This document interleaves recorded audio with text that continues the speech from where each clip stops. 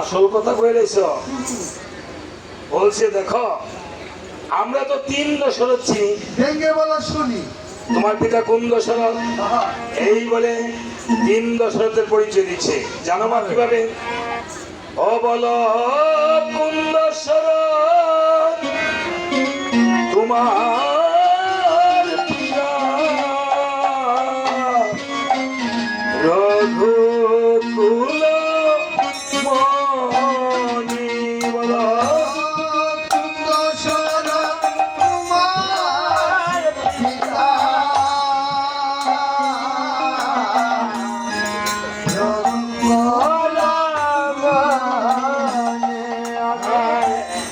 থেকে পশু রামের হাতে অনুর্বুজ বইতে বইতে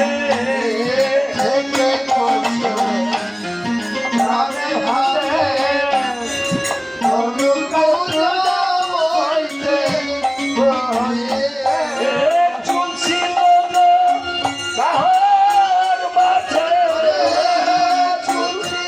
না কাহার মাঝে এক দশরথ সিংহে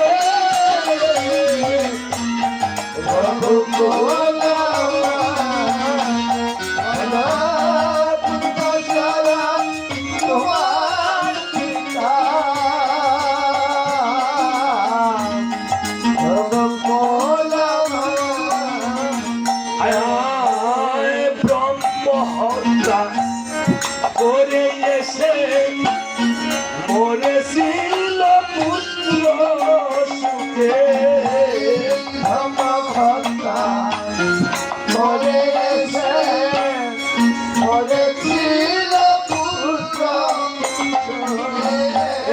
নারীর মধ্যে রাম বদলে নারীর মধ্যে রাম বদলে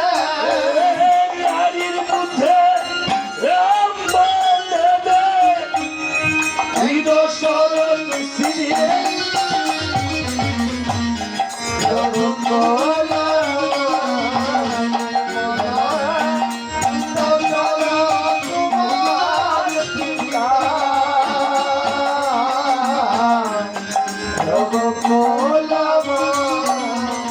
আবার বিয়ে করে সুমিত্রারে যাত্রা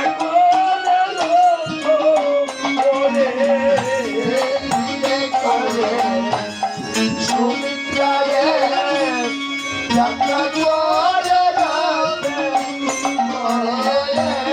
লুভে পড়ে সিঙ্গার করে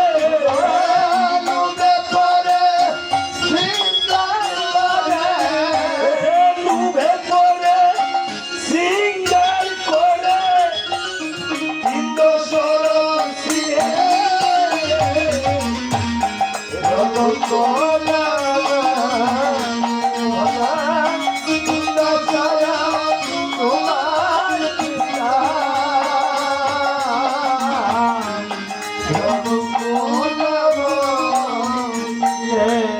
লক্ষ্মণ বলছে বাবারে দশরথ 3 জন নয়, আমার পিতাই 3টি কর্ম করেছে। অর্থাৎ আমার পিতাই 3টি বিয়ে করছে। বলছে বাহ তোমার পিতা 3টি বিয়ে করছে। তোমার বাপে তো একটা বেশ লোক হ্যাঁ 3টা বিয়ে করছে, এটা আবার হোমনা কইতাছ। আচ্ছা যাক, বিয়ে করলে করছে, অসুবিধা নাই।